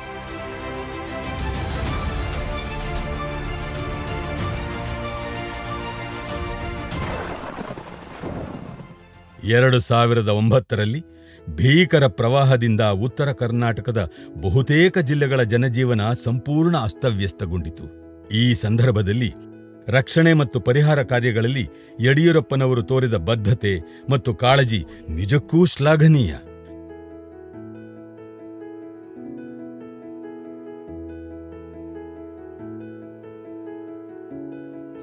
ಹತ್ತು ಹೆಲಿಕಾಪ್ಟರ್ಗಳು, 6 ಏರೋಪ್ಲೇನ್ಗಳು, 329 ದೋಣಿಗಳ ಮೂಲಕ ಸಾವಿರಾರು ಜನರ ರಕ್ಷಣೆಗೆ ಕಾರಣವಾದರು. ಮಂತ್ರಾಲಯದ ಯತಿವರ್ಯರು ಕೂಡ ಈ ಸಂದರ್ಭದಲ್ಲಿ ರಕ್ಷಿಸಲ್ಪಟ್ಟರು. ಹಾನಿಗೊಂಡಿದ್ದ ರಾಯಚೂರು ಮಂತ್ರಾಲಯ ಸೇತುವೆಯನ್ನು ಆಧುನಿಕ ತಂತ್ರಜ್ಞಾನದಿಂದ ನಿರ್ಮಿಸಿ ಅಸಂಖ್ಯಾತ ಭಕ್ತರ ಪ್ರೀತಿಗೆ ಪಾತ್ರರಾದರು. ಜೊತೆಗೆ ಮನೆ, ಆಸ್ತಿ ಕಳೆದುಕೊಂಡ ಜನರಿಗೆ ಸೂರು ಕಲ್ಪಿಸುವ ನಿಟ್ಟಿನಲ್ಲಿ ಸಮರೋಪಾದಿಯಲ್ಲಿ ಕ್ರಮ ಕೈಗೊಂಡ ಯಡಿಯೂರಪ್ಪನವರು ಕಾರ್ಪೊರೇಟ್ ಮತ್ತು ಇನ್ನಿತರ ಸಂಘ ಸಂಸ್ಥೆಗಳ ಸಹಯೋಗದೊಂದಿಗೆ 12,000 ಮನೆಗಳ ನಿರ್ಮಾಣಕ್ಕೆ ಕಾರಣರಾದರು. ಯಡಿಯೂರಪ್ಪನವರು ಸಮಾಜದ ಎಲ್ಲ ವಲಯಗಳನ್ನು ಬೆಂಬಲಿಸುವ ಮನಸ್ಸಿನವರು. ಧರ್ಮ, ಸಂಸ್ಕೃತಿಯನ್ನು ಪೋಷಿಸುವುದಕ್ಕೆ ಆದ್ಯತೆ ನೀಡಿದ ಅವರು ಎಲ್ಲಾ ಸಮುದಾಯದ ಮಠ, ಮಾನ್ಯ ಮತ್ತು ಧಾರ್ಮಿಕ ಕ್ಷೇತ್ರಗಳ ಅಭಿವೃದ್ಧಿಗೆ ಅನುದಾನ ನೀಡಿದರು. ವರ್ಗಗಳಲ್ಲಿ ಸುಸಜ್ಜಿತವಾದ ಹೈಕೋರ್ಟ್ ಕಟ್ಟಡಗಳ ನಿರ್ಮಾಣ, 6 ಜಿಲ್ಲೆಗಳಲ್ಲಿ ವೈದ್ಯಕೀಯ ಕಾಲೇಜುಗಳ ಸ್ಥಾಪನೆ ಮಾಡುವ ಮೂಲಕ ಶಿಕ್ಷಣಕ್ಕೆ ಆದ್ಯತೆ ನೀಡಿದ್ದಾರೆ. ರಾಜ್ಯದ ಹಿರಿಮೆಯನ್ನು ಎತ್ತಿ ಹಿಡಿಯುವುದಕ್ಕಾಗಿಯೇ ಬಸವ ಕಲ್ಯಾಣದಲ್ಲಿರುವ ಅನುಭವ ಮಂಟಪದ ಅಭಿವೃದ್ಧಿಗೆ ಸಹ ಒತ್ತು ನೀಡಲಾಗಿದೆ. ರಾಜ್ಯವನ್ನು ಆರ್ಥಿಕವಾಗಿ ಸಬಲಗೊಳಿಸುವ ನಿಟ್ಟಿನಲ್ಲಿ ಮಹತ್ವದ ಹೆಜ್ಜೆಗಳನ್ನಿಟ್ಟರು. ಬಹಳ ಮುಖ್ಯವಾಗಿ ಕೃಷಿ ಬಗ್ಗೆ ಅಪಾರ ಕಾಳಜಿ ಹೊಂದಿದ್ದ ಯಡಿಯೂರಪ್ಪನವರು ದೇಶದಲ್ಲೇ ಮೊಟ್ಟಮೊದಲ ಬಾರಿಗೆ ಕೃಷಿಗೆ ಪ್ರತ್ಯೇಕ ಬಜೆಟ್ ಮಂಡಿಸಿದರು. ರೈತರಿಗೆ ಉಚಿತ ವಿದ್ಯುತ್ ಪೂರೈಸುವ ಭಾಗ್ಯಜ್ಯೋತಿ, ಸಾವಯವ ಕೃಷಿಗೆ ಒತ್ತು, ಜಲಸಿರಿ ಹೆಸರಿನ ನೀರು ಸಂಗ್ರಹಿಸುವ ಯೋಜನೆ, ನೀರಾವರಿ ಪಂಪ್ಗಳಿಗೆ ವಿದ್ಯುತ್ ಪೂರೈಸುವ ನಿರಂತರ ಜ್ಯೋತಿ, ಭೂಚೇತನ, ಕೃಷಿ ಸಾಲ ಮನ್ನಾ, ಅತ್ಯಲ್ಪ ಬಡ್ಡಿದರದ ಕೃಷಿ ಸಾಲ ಹಾಗೂ ಕೃಷಿ ಮೇಳಗಳು ಜಾರಿಗೆ ಬಂದವು.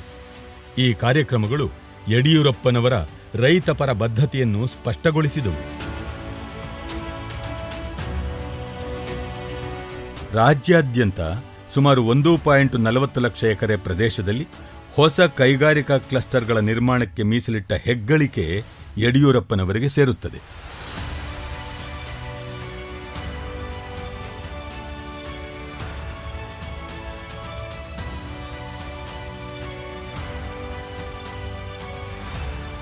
ಏರೋಸ್ಪೇಸ್ ಪಾರ್ಕ್, ಹೈಟೆಕ್ ಬಸ್ ನಿಲ್ದಾಣಗಳ ನಿರ್ಮಾಣವಾಗಿದ್ದು ಇದೇ ಅವಧಿಯಲ್ಲಿ. ಇದಲ್ಲದೆ ರಾಜ್ಯದ ಪ್ರಮುಖ ನಗರಗಳಲ್ಲಿ ವಿಮಾನ ನಿಲ್ದಾಣ ನಿರ್ಮಾಣ ಮತ್ತು ನವೀಕರಣಕ್ಕೆ ಆದ್ಯತೆ ನೀಡಿದ್ದು ಯಡಿಯೂರಪ್ಪನವರ ದೂರದೃಷ್ಟಿಗೆ ಸಾಕ್ಷಿ.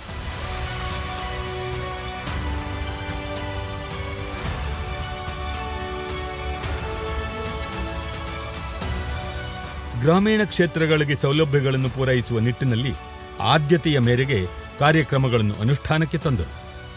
ಬೆಂಗಳೂರು ಮಹಾನಗರದ ಅಭಿವೃದ್ಧಿ ಕಾರ್ಯಗಳ ಶ್ರೇಯ ಬಹುಪಾಲು ಯಡಿಯೂರಪ್ಪನವರದ್ದು. ಮೆಟ್ರೋ ಕಾಮಗಾರಿಗೆ ಅವರು ನೀಡಿದ ಪ್ರಾಮುಖ್ಯತೆಯಿಂದಲೇ ಕಾಮಗಾರಿ ತ್ವರಿತವಾಗಿ ನಡೆಯಲಾರಂಭಿಸಿತು.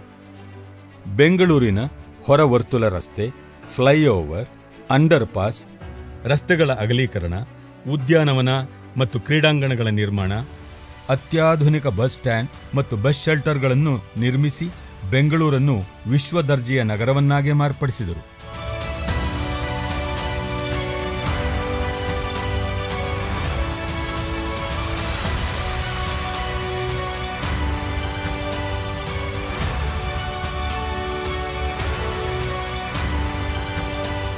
ರಾಜ್ಯದ ಇತರೆ ನಗರಗಳೊಂದಿಗೆ ಸ್ವಕ್ಷೇತ್ರಗಳಾದ ಶಿವಮೊಗ್ಗ ಮತ್ತು ಶಿಕಾರಿಪುರದ ಸರ್ವತೋಮುಖ ಅಭಿವೃದ್ಧಿಗಾಗಿ ಆದ್ಯತೆ ಮೇಲೆ ಶ್ರಮಿಸಿ ಮೂಲಭೂತ ವ್ಯವಸ್ಥೆ ಕೊರತೆ ಇದ್ದ ಪಟ್ಟಣಗಳನ್ನು ನವನಗರಗಳನ್ನಾಗಿ ಮಾರ್ಪಡಿಸಿದರು.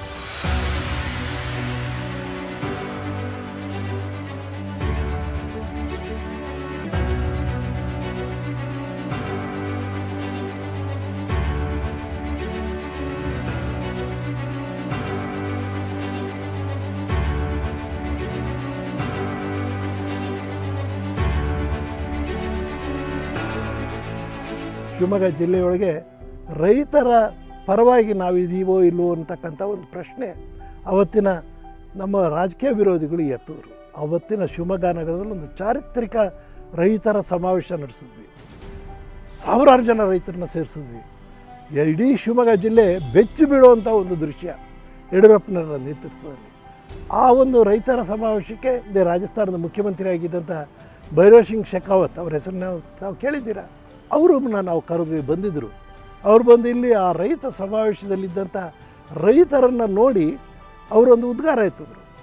ಆ ಉದ್ಗಾರ ಎತ್ತದ ಆ ಸಮಯದಲ್ಲಿ ಶಿವಮೊಗ್ಗ ಕರ್ನಾಟಕದಿಂದ ಭಾರತೀಯ ಜನತಾ ಪಾರ್ಟಿ MLA ಒಬ್ಬರೇ ಇದ್ದದ್ದು, ಯಡಿಯೂರಪ್ಪನವ್ರು ಮಾತ್ರ ಇದ್ದಿದ್ದು. ಒಬ್ಬರೇ, ಈ was the only MLA of BJP ಇನ್ ಕರ್ನಾಟಕ. ಆದರೆ ಭೈರವ್ ಸಿಂಗ್ ಶೆಖಾವತ್ ಹೇಳ್ತಾರೆ ಅವತ್ತಿನ ದಿನ ಸಭೆಯಲ್ಲಿ, ನೋಡಿ ನಿಮ್ಮ ಊರಿನಿಂದ ನೀವೊಬ್ಬ ಮುಖ್ಯಮಂತ್ರಿ ಆಗೋ ಮನುಷ್ಯನನ್ನು ನಾಯಕರನ್ನ ಮಾಡ್ಕೊಂಡಿದ್ದೀರಾ, ಅವ್ರ ಮುಂದೆ ಮುಖ್ಯಮಂತ್ರಿ ಆಗ್ತಾರೆ ಅಂತ.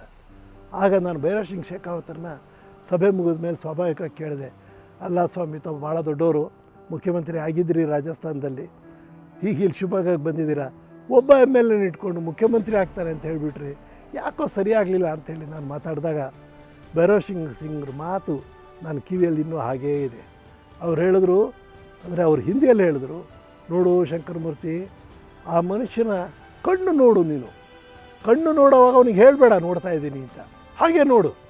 ಅವನು ಆ ರೈತರು ಮಾತಾಡ್ತಾ ಇರ್ತಾರಲ್ಲ, ತಮ್ಮ ಕಷ್ಟಗಳನ್ನು ಮೈಕಿನಲ್ಲಿ ಹೇಳ್ತಾ ಇದ್ದಾಗ ಈ ಮನುಷ್ಯನ ಕಣ್ಣನ್ನು ನೀನು ಗಮನಿಸು, ನಿನಗೆ ಅರ್ಥ ಆಗ್ತದೆ ಹೇಗೆ ಎಷ್ಟು ಇನ್ವಾಲ್ವ್ ಆಗ್ತಾನೆ ಅವನು. ನಾನು ನೀನು ಇನ್ವಾಲ್ವ್ ಆಗೋದಕ್ಕೂ ಆತ ಇನ್ವಾಲ್ವ್ ಆಗೋದಕ್ಕೂ ವ್ಯತ್ಯಾಸ ಇದೆ ಅಂತ. ಅದು ಮುಖ್ಯಮಂತ್ರಿ ಆಗ್ತಾರೆ ಅಂತ ಯಾವ ಗಳಿಗೆಯಲ್ಲಿ ಹೇಳಿದ್ರು, ಕರ್ನಾಟಕದ ಮುಖ್ಯಮಂತ್ರಿ ಆದರು, ಒಳ್ಳೆಯ ಹೆಸರನ್ನು ಗಳಿಸಿದ್ರು, ಎಷ್ಟು ಯೋಜನೆಗಳನ್ನು, ಯಾವ ರೀತಿಯ ಕಾರ್ಯಕ್ರಮಗಳನ್ನು ಮಾಡಿದ್ದವರು. ಈ ರೀತಿ ಯಡಿಯೂರಪ್ಪನವರು ಮಾಡಿಸ್ಕೊಂಡು ಬಂದಿರತಕ್ಕಂಥ ಅವರ ಜೀವನ ಹಾಗೇ ಕಣ್ಮುಂದೆ ಹಾಗೇ ಬರ್ತದೆ. ಇಂಥ ಒಬ್ಬ ಅದ್ಭುತ ವ್ಯಕ್ತಿ ನಮ್ಮ ಕರ್ನಾಟಕದ ಮುಖ್ಯಮಂತ್ರಿ ಯಡಿಯೂರಪ್ಪ. ಅಭಿವೃದ್ಧಿಯನ್ನೇ ಧ್ಯಾನಿಸಿದ ಯಡಿಯೂರಪ್ಪನವರು ಆಡಳಿತದ ಅನುಕೂಲಕ್ಕಾಗಿ ಯಾದಗಿರಿಯನ್ನು ಜಿಲ್ಲೆಯಾಗಿಸಿದರು. ತಮಿಳುನಾಡು ಕರ್ನಾಟಕದ ನಡುವಿನ ರಾಜಕೀಯ ಸಮರಗಳ ನಡುವೆಯೂ ಸಾಂಸ್ಕೃತಿಕ ಬೆಸುಗೆಯನ್ನು ಸಾಧ್ಯವಾಗಿಸಿದ ಹಿರಿಮೆ ಇವರದ್ದು. ಚೆನ್ನೈನಲ್ಲಿ ಸರ್ವಜ್ಞನ ಪ್ರತಿಮೆ, ಬೆಂಗಳೂರಿನಲ್ಲಿ ತಿರುವಳ್ಳುವರ್ ಪ್ರತಿಮೆ ಸ್ಥಾಪಿಸಿ 2 ರಾಜ್ಯಗಳ ಸಾಂಸ್ಕೃತಿಕ ಬಾಂಧವ್ಯವನ್ನು ಗಟ್ಟಿ ಮಾಡಿದರು. ಪ್ರಗತಿಪರವಾದ ಆಶಯಗಳೊಂದಿಗೆ ಸಾಮಾಜಿಕ ಆರ್ಥಿಕ ಅಭಿವೃದ್ಧಿಗೆ ಪಣತೊಟ್ಟ ಯಡಿಯೂರಪ್ಪನವರು ಹಲವು ಮಹತ್ವದ ಯೋಜನೆಗಳನ್ನು ಜಾರಿಗೆ ತಂದರು. ಅವುಗಳಲ್ಲಿ ಗ್ರಾಮಗಳ ಅಭಿವೃದ್ಧಿಗಾಗಿ ಸುವರ್ಣ ಗ್ರಾಮ ಯೋಜನೆ, ಭಾಗ್ಯಲಕ್ಷ್ಮಿ, ಸಂಧ್ಯಾ ಸುರಕ್ಷಾ, ಆರೋಗ್ಯ ಕವಚ, 108 ಆಂಬ್ಯುಲೆನ್ಸ್ ಸೇವೆ, ವಾಜಪೇಯಿ ಆರೋಗ್ಯಶ್ರೀ ಯೋಜನೆಗಳು ಕೆಲವು. ಕಾಲ್ನಡಿಗೆಯಲ್ಲಿ ಶಾಲೆಗೆ ಹೋಗುತ್ತಿದ್ದ ರಾಜ್ಯದ 36.6 ಲಕ್ಷ ವಿದ್ಯಾರ್ಥಿನಿಯರಿಗೆ ಉಚಿತ ಬೈಸಿಕಲ್ ನೀಡಿ ಅವರ ಪ್ರೀತಿಗೂ ಪಾತ್ರರಾದರು. ಇದಲ್ಲದೆ ರಾಜ್ಯದ ಜಲಸಂಪನ್ಮೂಲಗಳನ್ನು ಸದ್ಬಳಕೆ ಮಾಡಿಕೊಂಡು ಬರಪೀಡಿತ ಜಿಲ್ಲೆಗಳ ನೀರಿನ ಬವಣೆಯನ್ನು ನೀಗಿಸಲು ಹಲವಾರು ವರ್ಷಗಳಿಂದ ನೆನೆಗುದಿಗೆ ಬಿದ್ದಿದ್ದ 14 ನೀರಾವರಿ ಯೋಜನೆಗಳನ್ನು ಪೂರ್ಣಗೊಳಿಸಿ ಸುಮಾರು 46,000 ಎಕರೆ ಪ್ರದೇಶಕ್ಕೆ ನೀರಾವರಿ ಸೌಲಭ್ಯ ನೀಡುವಲ್ಲಿ ಯಶಸ್ವಿಯಾದರು. ರಾಜ್ಯದ ವೈವಿಧ್ಯತೆಯನ್ನು ಪರಿಚಯಿಸಲು ಹಾಗೂ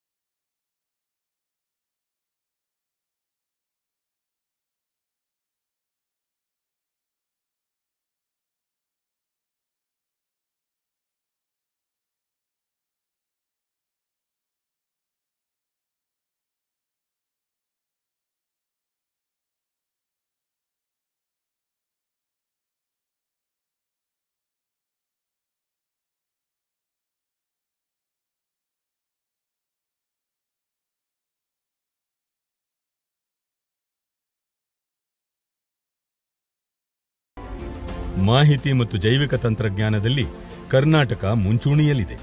ಇದಕ್ಕೆ ಮೂಲ ಕಾರಣ ಇವರ ಅವಧಿಯಲ್ಲಿ ನಿರ್ಮಾಣವಾದ ಕೈಗಾರಿಕಾ ಸ್ನೇಹಿ ವಾತಾವರಣ.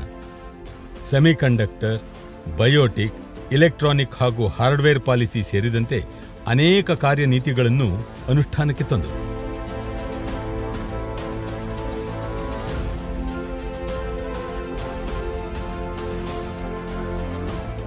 ರಾಜ್ಯದಲ್ಲಿ ಕೈಗಾರಿಕಾ ಅಭಿವೃದ್ಧಿಗೆ ಪೂರಕವಾಗಿ ಬಂಡವಾಳ ಹೂಡಿಕೆದಾರರಿಗೆ ಪ್ರೋತ್ಸಾಹ ನೀಡುವ ಹಲವಾರು ಕಾರ್ಯಕ್ರಮಗಳು ಇವರ ಕಾಲದಲ್ಲಿ ಘೋಷಣೆಯಾದವು. ಆಸ್ ಎ ಹ್ಯೂಮನ್ ಬೀಯಿಂಗ್, ಸರಳವಾದ ಮನುಷ್ಯ, ನೇರವಾದ ಮನುಷ್ಯ, ಸಿಟ್ಟಿನ ಮನುಷ್ಯ, ದ್ವೇಷ ಗೊತ್ತಿಲ್ಲ ನನಗೆ. ನಾನು ಅವ್ರು ಯಾರ ಮೇಲೂ ದ್ವೇಷ ಸಾಧಿಸಿದ್ದನ್ನು ಇವತ್ತಿಗೆ ನೋಡಿಲ್ಲ. ತಾನಾಗಿ ತಾನು ಕಷ್ಟಪಟ್ಟು ಮೇಲೆ ಬಂದಂಥ ಒಬ್ಬ ಮನುಷ್ಯ, ಅತಿ ಸಾಮಾನ್ಯ ಹಿನ್ನೆಲೆಯಿಂದ ಈ ಎತ್ತರಕ್ಕೆ ಏರಿದಂಥ ಮನುಷ್ಯ, ರೈತ ಜನರ ಮನಸ್ಸಿನಲ್ಲಿ ತಾನು ಉಳಿದೋಗಿದ್ದಾರೆ. ತಮ್ಮದೇ ಆದಂಥ ಒಂದು ಮೊಂಡುತನ ಇದೆ ಅವರಿಗೆ, ಕೆಲವು ಮಾಡಬೇಕು ಅಂತಕ್ಕಂಥದ್ದು. ಐ ಥಿಂಕ್ ರಾಜ್ಯಕ್ಕೆ ಒಳ್ಳೆಯದಾಗಬೇಕು. ಏರುಮುಖವಾಗಿ ಸಾಗುತ್ತಿದ್ದ ಯಡಿಯೂರಪ್ಪನವರ ರಾಜಕೀಯ ಜೀವನದಲ್ಲಿ ಕೆಲವು ತೊಡಕುಗಳು ಕಾಣಿಸಿಕೊಂಡವು. ಕಾರಣಾಂತರಗಳಿಂದ ಬಿಜೆಪಿ ರಾಷ್ಟ್ರ ನಾಯಕರ ಸೂಚನೆಯ ಮೇರೆಗೆ ಮುಖ್ಯಮಂತ್ರಿ ಸ್ಥಾನಕ್ಕೆ ರಾಜೀನಾಮೆ ನೀಡಿ ಇವರ ನೇತೃತ್ವದಲ್ಲಿಯೇ ಡಿ.ವಿ. ಸದಾನಂದಗೌಡ, ನಂತರ ಜಗದೀಶ್ ಶೆಟ್ಟರ್ ಮುಖ್ಯಮಂತ್ರಿ ಸ್ಥಾನವನ್ನು ಅಲಂಕರಿಸಿದರು. ಇದಾದ ಮೇಲೆ ಕಾರಣಾಂತರಗಳಿಂದ ಪಕ್ಷದ ಪ್ರಾಥಮಿಕ ಸ್ಥಾನಕ್ಕೆ ರಾಜೀನಾಮೆ ನೀಡಿ ಹೊರಬಂದರು.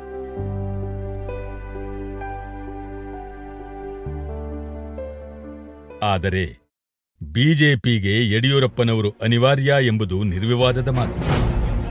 ಯಡಿಯೂರಪ್ಪನವರ ನಾಯಕತ್ವ ಅಗತ್ಯ ಎಂದು ತಿಳಿದ ಬಿಜೆಪಿ ಅವರಿಗೆ 2014 ಜನವರಿಯಲ್ಲಿ ಬಿಜೆಪಿಗೆ ಮರಳಲು ಆಹ್ವಾನಿಸಿತು. ಯಡಿಯೂರಪ್ಪನವರು ಪಕ್ಷಕ್ಕೆ ಮರಳಿದ್ದು ಬಿಜೆಪಿಗೆ ಆನೆ ಬಲ ಬಂದಂತೆ ಆಯಿತು.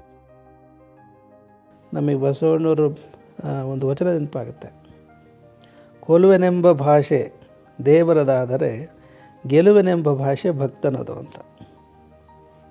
ಹಾಗೆ ರಾಜಕೀಯ ಕ್ಷೇತ್ರದಲ್ಲಿ, ರಂಗದಲ್ಲಿ ಅವರಿಗೆ ಏನೆಲ್ಲ ಸವಾಲುಗಳು ಬಂದಿದ್ದು ಅಂದರೆ, ಇನ್ನು ಸಾಕಪ್ಪ ಈ ರಾಜಕೀಯನೇ ಬೇಡ ಅನ್ನುವಷ್ಟು ಮನಸ್ಥಿತಿ ಉಂಟಾಗೋ ರೀತಿಯಲ್ಲಿ ಬಂದರು. ಅವ್ರ ಮನಸ್ಥಿತಿ ಮಾತ್ರ ಏನೇ ಸವಾಲುಗಳು ಬಂದರೆ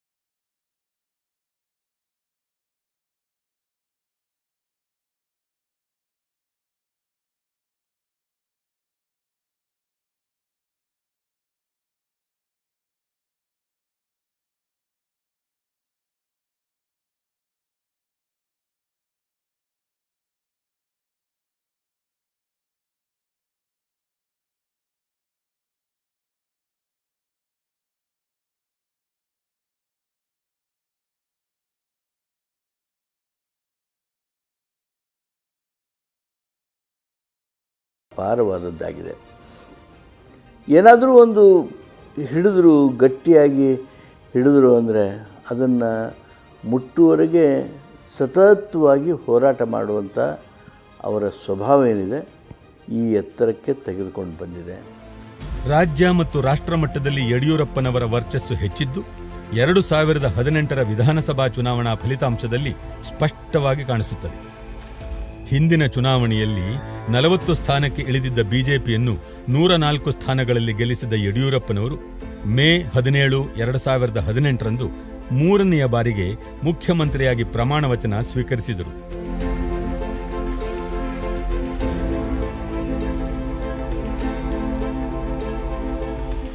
ಆದರೆ ಸಂಖ್ಯಾಬಲದ ಕೊರತೆಯಿಂದ 2 ದಿನಗಳಿಗೆ ರಾಜೀನಾಮೆ ನೀಡಬೇಕಾಯಿತು.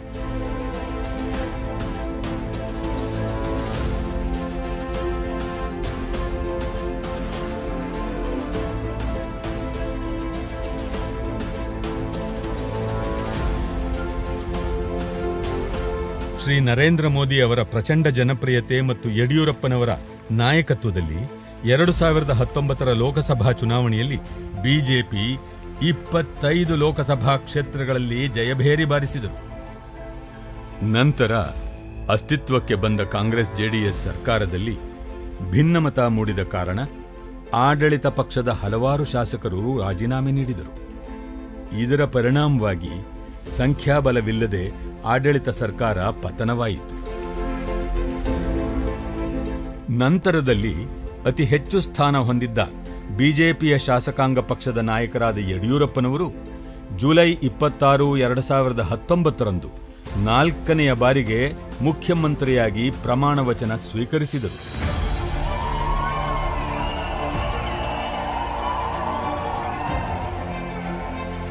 ನನ್ನ ಮೊದಲನೇ ಆದ್ಯತೆ ರಾಜ್ಯದ ರೈತರ ಸಂಕಷ್ಟಗಳಿಗೆ ಸ್ಪಂದಿಸುವಂಥದ್ದು. ರೈತ, ನೇಕಾರ, ಮೀನುಗಾರ, ಕೃಷಿ ಕಾರ್ಮಿಕ ಇವರೆಲ್ಲರ ಸಂಕಷ್ಟಕ್ಕೆ ಸ್ಪಂದಿಸೋ ದೃಷ್ಟಿಯಿಂದ ವಿಶೇಷವಾದ ಗಮನವನ್ನು ನಾವು ಕೊಡೋರಿದ್ದೇವೆ. ಮುಂದಿನ ದಿನಗಳಲ್ಲಿ ನಡೆದ 15 ವಿಧಾನಸಭಾ ಕ್ಷೇತ್ರಗಳ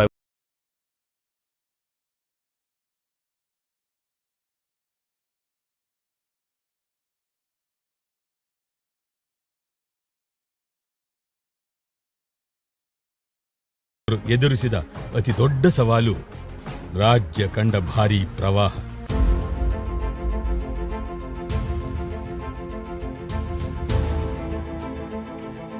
ಉತ್ತರ ಕರ್ನಾಟಕ ಸೇರಿದಂತೆ ರಾಜ್ಯದ 10 ಜಿಲ್ಲೆಗಳಲ್ಲಿ ಅಪಾರ ಸಾವು, ನೋವು ಹಾಗೂ ಆಸ್ತಿ ಹಾನಿ ಉಂಟಾಯಿತು. ರಾಜ್ಯದ ಇತಿಹಾಸದಲ್ಲಿ ಕಂಡು ಕೇಳರಿಯದ ಪ್ರವಾಹ ಇದಾಗಿತ್ತು.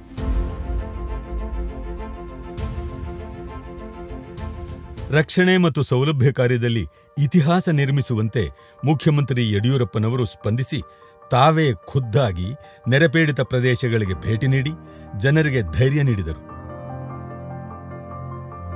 ತಮ್ಮ ಮಂತ್ರಿಮಂಡಲದ ಸಚಿವರು ಮತ್ತು ಅಧಿಕಾರಿಗಳಿಗೆ ಪ್ರವಾಹ ಪೀಡಿತ ಪ್ರದೇಶದಲ್ಲಿ ಮೊಕ್ಕಾಂ ಹೂಡಿ ತ್ವರಿತಗತಿಯಲ್ಲಿ ರಕ್ಷಣಾ ಕಾರ್ಯ ಕೈಗೊಳ್ಳಲು ಸೂಚನೆ ನೀಡಿದರು. ಇದಕ್ಕಾಗಿ ಪೊಲೀಸ್, ಅಗ್ನಿಶಾಮಕ ಮತ್ತು ತುರ್ತು ಸೇವಾ ಪಡೆ, ಎನ್ಡಿಆರ್ಎಫ್, ಎಸ್ಡಿಆರ್ಎಫ್, ಹೆಲಿಕಾಪ್ಟರ್ ಮತ್ತು ದೋಣಿಗಳನ್ನು ಬಳಸಿ ಸಾವಿರಾರು ಜನರ ರಕ್ಷಣೆ ಮಾಡಿದ್ದಲ್ಲದೆ ನೊಂದ ಜನರಿಗೆ ತಾತ್ಕಾಲಿಕ ವಸತಿ ಕಲ್ಪಿಸಲು ಕ್ರಮ ಕೈಗೊಂಡರು. ರಾಜ್ಯದ ಬೊಕ್ಕಸದಿಂದ ಸುಮಾರು 6,450 ಕೋಟಿ ರೂಪಾಯಿಗಳನ್ನು ಮಂಜೂರು ಮಾಡಿದರು. ಬೆಳೆ ಹಾನಿಗೆ 2,000 ಕೋಟಿ ರೂಪಾಯಿ, ಗ್ರಾಮೀಣ ಪಂಚಾಯತ್ ರಾಜ್ಯ ಇಲಾಖೆಗೆ 1,500 ಕೋಟಿ ರೂಪಾಯಿಗಳು, ಸಣ್ಣ ನೀರಾವರಿ ಇಲಾಖೆಗೆ 300 ಕೋಟಿ ರೂಪಾಯಿ ಹಾಗೂ ಲೋಕೋಪಯೋಗಿ ಇಲಾಖೆಗೆ 750 ಕೋಟಿ ರೂಪಾಯಿಗಳನ್ನು ನೀಡಿದರು. ನಂತರದಲ್ಲಿ ಕೇಂದ್ರದ ಗೃಹ ಸಚಿವರೊಂದಿಗೆ ಪ್ರವಾಹ ಪೀಡಿತ ಸ್ಥಳಗಳಲ್ಲಿ ಸಮೀಕ್ಷೆ ನಡೆಸಿ ಪರಿಸ್ಥಿತಿ ಮನವರಿಕೆ ಮಾಡಿಕೊಟ್ಟ ಯಡಿಯೂರಪ್ಪನವರು ಕೇಂದ್ರದಿಂದ ಮೊದಲನೇ ಕಂತಿನಲ್ಲಿ 1,800 ಕೋಟಿ, ಎರಡನೇ ಕಂತಿನಲ್ಲಿ 700 ಕೋಟಿ ರೂಪಾಯಿಗಳ ಪರಿಹಾರವನ್ನು ತರುವಲ್ಲಿ ಯಶಸ್ವಿಯಾದರು.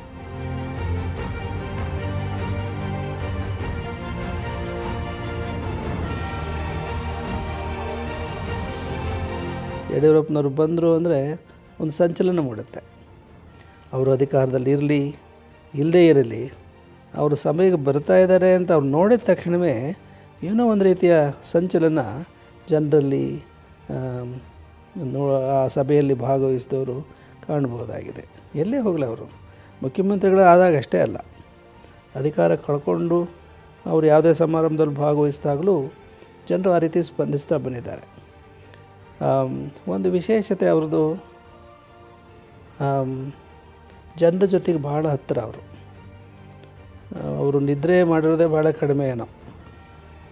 ನಾವು ಸಾಕಷ್ಟು ಸಾವಿರಾರು ಸಮಾರಂಭಗಳಲ್ಲಿ ಭಾಗವಹಿಸಿದ್ದೀವಿ, ಆದರೆ ದಣಿವಿಲ್ಲದ ರೀತಿಯಲ್ಲಿ ಅವರು ನಮ್ಮ ರಾಜ್ಯದ ಒಂದು ಭಾಗದಿಂದ ಮತ್ತೊಂದು ಭಾಗಕ್ಕೆ ಅವರು ಅಹೋರಾತ್ರಿ ಪ್ರಯಾಣ ಮಾಡಿ ಅವರು ಜನರ ಹೃದಯಕ್ಕೆ ಭಾಳ ಹತ್ತಿರ ಆಗಿದ್ದಾರೆ.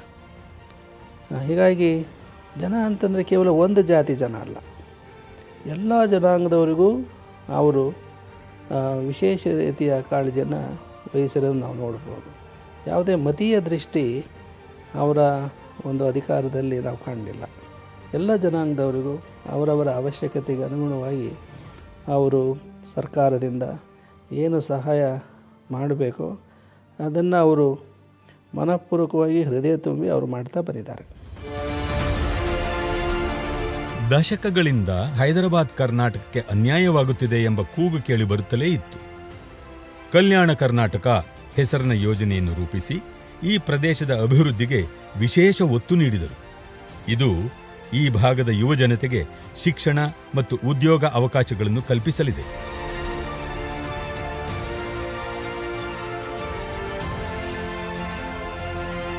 ರೈತರ ಶ್ರೇಯಸ್ಸಿಗಾಗಿ ಸದಾ ಕಾರ್ಯಮಗ್ನರಾಗಿರುವ ಯಡಿಯೂರಪ್ಪನವರು ಕಸ್ಕಾರ್ಡ್ ಮತ್ತು ಡಿಸಿಸಿ ಬ್ಯಾಂಕುಗಳಲ್ಲಿ ಪಡೆದಿದ್ದ ಮಧ್ಯಮಾವಧಿ ಮತ್ತು ದೀರ್ಘಾವಧಿ ಕೃಷಿ ಸುಸ್ತಿ ಸಾಲಗಳ ಬಡ್ಡಿ ಮನ್ನಾ ಮಾಡಲು ಆದೇಶಿಸಿದ್ದಾರೆ.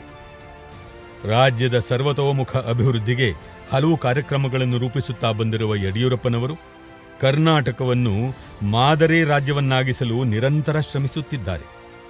17 ವರ್ಷಗಳ ಬಳಿಕ ದಾವೋಸ್ನ ವಿಶ್ವ ಆರ್ಥಿಕ ವೇದಿಕೆಯಲ್ಲಿ ಕರ್ನಾಟಕವನ್ನು ಪ್ರತಿನಿಧಿಸಿದ ಮುಖ್ಯಮಂತ್ರಿ ಯಡಿಯೂರಪ್ಪನವರು ಅಲ್ಲಿನ ತಜ್ಞರು ಗಣ್ಯರೊಂದಿಗೆ ಚರ್ಚಿಸಿ ಮರಳಿದ ಬಳಿಕ ಅಧಿಕಾರಿಗಳಿಗೆ ಅಲ್ಲಿ ಪಡೆದ ಸಲಹೆಗಳ ಅನುಷ್ಠಾನಕ್ಕೆ ಸೂಚನೆ ನೀಡಿದರು.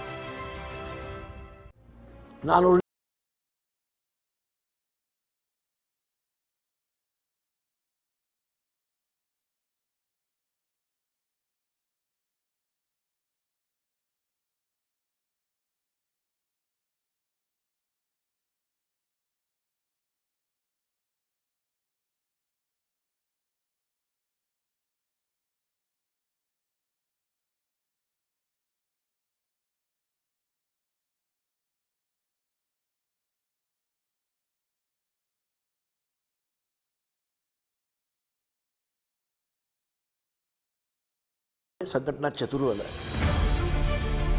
9 ವಿಧಾನಸಭಾ ಚುನಾವಣೆಗಳಲ್ಲಿ 8 ಬಾರಿ ಗೆಲುವು ಸಾಧಿಸಿ 2 ಬಾರಿ ವಿರೋಧ ಪಕ್ಷದ ನಾಯಕರಾಗಿ 4 ಬಾರಿ ಮುಖ್ಯಮಂತ್ರಿ ಸ್ಥಾನ ಅಲಂಕರಿಸಿದ ಹೆಗ್ಗಳಿಕೆ ಯಡಿಯೂರಪ್ಪನವರದ್ದು. ಆದರೆ ಯಾವುದೂ ಸುಲಭಕ್ಕೆ ದಕ್ಕಿದ್ದಲ್ಲ. ನಿರಂತರ ಹೋರಾಟ ನಡೆಸಿಯೇ ಎಲ್ಲವನ್ನೂ ಪಡೆದುಕೊಂಡಿದ್ದಾರೆ. ಯಾವುದೇ ಸ್ಥಾನ ಗೌರವ ಪಡೆಯುವುದಕ್ಕೆ ಪರಿಶ್ರಮ, ಅರ್ಹತೆ, ನಿಷ್ಠೆಗಳೇ ಮಾನದಂಡಗಳು. ಆದರೆ ಯಡಿಯೂರಪ್ಪನವರು ಮಾತ್ರ ಇವೆಲ್ಲವುಗಳನ್ನು ತಮ್ಮ ಛಲ ಹಾಗೂ ಸಂಘರ್ಷದ ಮೂಲಕ ಸಾಧಿಸಿದ್ದಾರೆ. ಮಂಡ್ಯ ಜಿಲ್ಲೆಯ ಪುಟ್ಟ ಗ್ರಾಮದ ಸಾಮಾನ್ಯ ಕುಟುಂಬದಲ್ಲಿ ಜನಿಸಿ ಸಾರ್ವಜನಿಕ ಬದುಕು ಆರಂಭಿಸಿದ ಯಡಿಯೂರಪ್ಪನವರು ರಾಜ್ಯದ ಉನ್ನತ ಹುದ್ದೆ ಅಲಂಕರಿಸಿದ್ದು ಒಂದೆಡೆಯಾದರೆ, ಜನಾನುರಾಗಿ ಜನಪರ ಹೋರಾಟಗಳಲ್ಲಿ ಸಕ್ರಿಯರಾಗಿ ಜನಾನುಕೂಲಿ ಕಾರ್ಯಕ್ರಮಗಳ ಮೂಲಕ ಧೀಮಂತ ನಾಯಕರಾಗಿ ಬೆಳೆದದ್ದು ಮತ್ತೊಂದೆಡೆ. ಈಗ 77 ವಸಂತಗಳನ್ನು ಪೂರೈಸಿರುವ ಸನ್ಮಾನ್ಯ ಶ್ರೀಯುತ ಯಡಿಯೂರಪ್ಪನವರಿಗೆ ನಾಡಿನ ಅಭ್ಯುದಯಕ್ಕೆ ಮತ್ತಷ್ಟು ಶ್ರಮಿಸುವ ಉತ್ಸಾಹ, ಹುಮ್ಮಸ್ಸು ಹೆಚ್ಚಲಿ ಎಂಬುದು ರಾಜ್ಯದ ಜನತೆಯ ನಲ್ಮೆಯ ಹಾರೈಕೆ. ಹೋರಾಟವನ್ನೇ ತಮ್ಮ ಉಸಿರು ಮತ್ತು ಹೋರಾಟದಿಂದಲೇ ಎಲ್ಲವನ್ನೂ ಸಾಧಿಸಿದ ಯಡಿಯೂರಪ್ಪನವರು ನಿಜ ಅರ್ಥದಲ್ಲಿ ಛಲ ಬಿಡದ ಹೋರಾಟಗಾರರೇ ಸರಿ.